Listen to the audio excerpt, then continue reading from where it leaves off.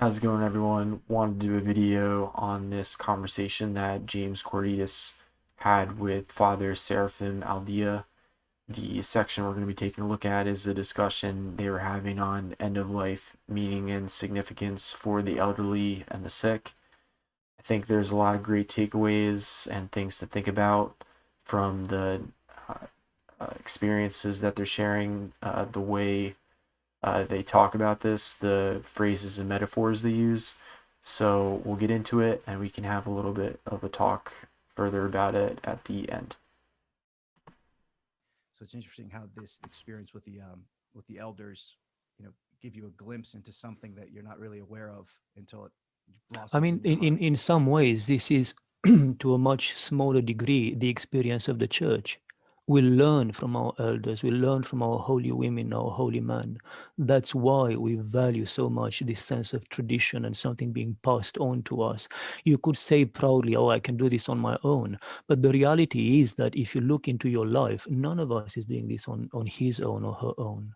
And in many ways, I do hope a lot of elderly people are going to listen to this, or at least somebody is going to tell them about this, because I get it's one of the most frequent and most painful things I hear from people after a certain age. I feel useless. I feel my life is of no use to anyone. When in fact, you after you reach your 70s, your 80s, your 90s, without your being aware that you do so, you are actually informing the generation that is coming.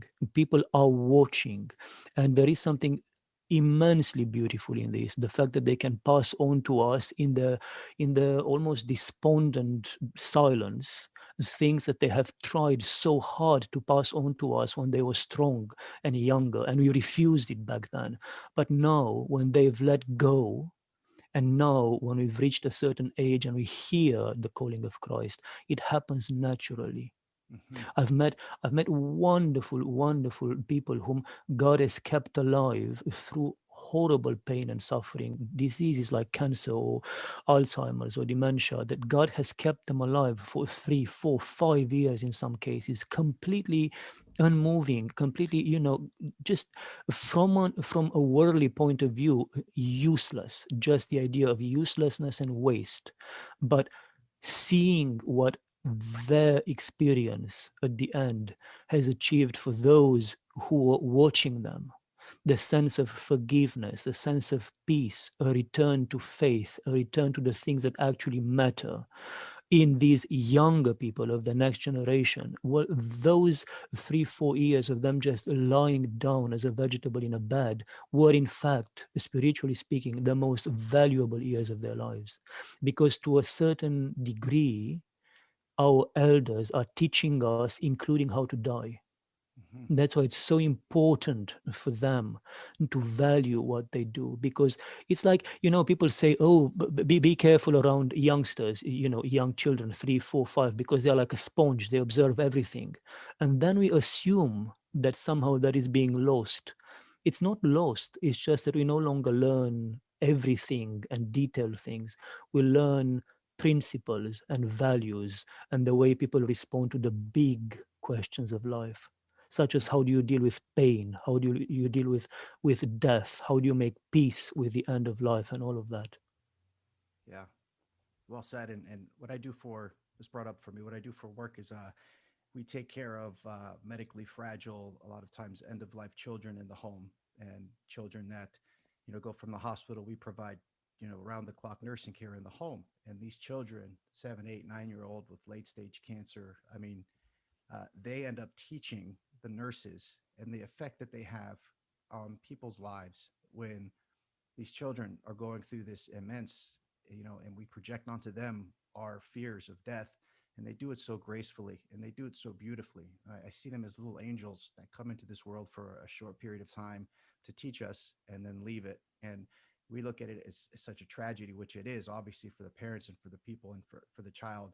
But there's something about a child going through, which is through something that is which is unfathomable to us with such grace and such beauty. It's hard to say it like that. I think Now I I know can't. exactly what you say, James.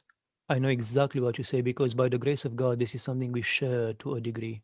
Our iconographer, who has painted our icons and who is helping us with our booklets and everything, is one of my oldest and dearest friends. And for, I think, close to 20 years now, she's been working with terminally ill children, HIV and cancer.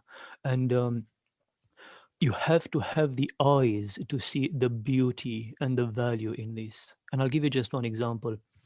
I remember when we painted our first icons and when we illustrated our first booklet, the one on prayer.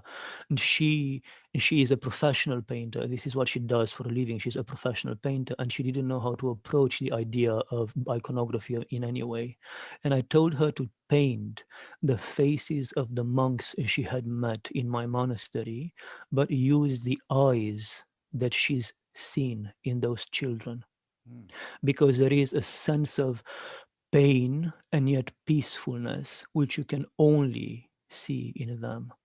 And it was for me a very painful experiment, because the reaction I've had to those particular illustrations and icons could not be more extreme. People either burst into tears and simply loved them and responded to something that they didn't know we had purposely put in them, and others just threw them like I mean, I've had someone call them demonic Mm. for that reason.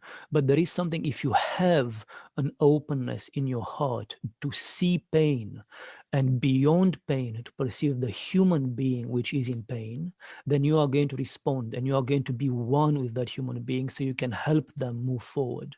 But if it's just you for yourself, me before anyone else, when you perceive pain in someone else, the fallen natural response is to reject it, because it's almost like you're afraid that the pain in the other one is going to contaminate you as well. And I'm sure you must have experienced this with the people with whom you talk about your work. There will be some who cannot get enough, and there will be others who are kind of shrugging it off and trying to change the conversation. Hmm. Yeah, very much so. Very much so. And we have this one nurse. She worked with this child that just passed, and she is a very devout woman. And when she comes into the office, we have a few handful of people in the office, and when she comes in, the Holy Spirit is with her, and she enlivens everybody. When I just started working there, they're like, "You got to meet her. You got to meet this lady." And these aren't religious people at all. When she comes in, Hmm. talking about the child that she takes care of, it just brightens up the room. We're talking about a very challenging situation. She's talking about helping the parents cope and deal with the passing of the child that is coming soon, and she knows it and sees it. But out of that, she teaches us so much through that. So that resonates a lot with me. And it's a difficult thing to understand from our mental, aspect, from that perspective. But there's something about it that, it gives me goosebumps, and you kind of feel it in the chest there. Yeah, And um, yeah,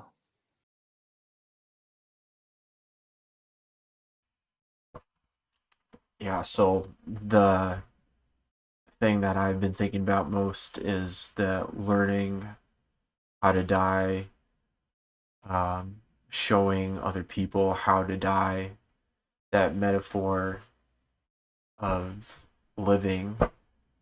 It's what they were saying with um, a childhood sickness, kind of being in peace with the pain, um, but also showing like a brightness, uh, a light that uh, inspires others and uh, future generations. I mean, that's something so beautiful, and you know,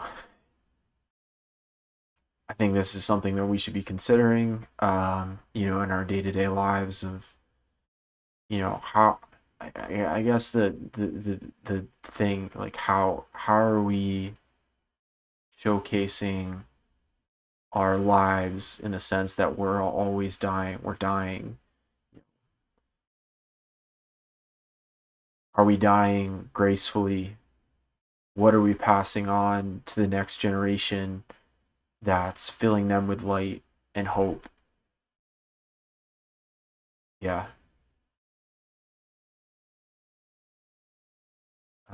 Interested to hear what you guys think about it. Definitely check these guys out. I'll include the video and their YouTube pages in the description below.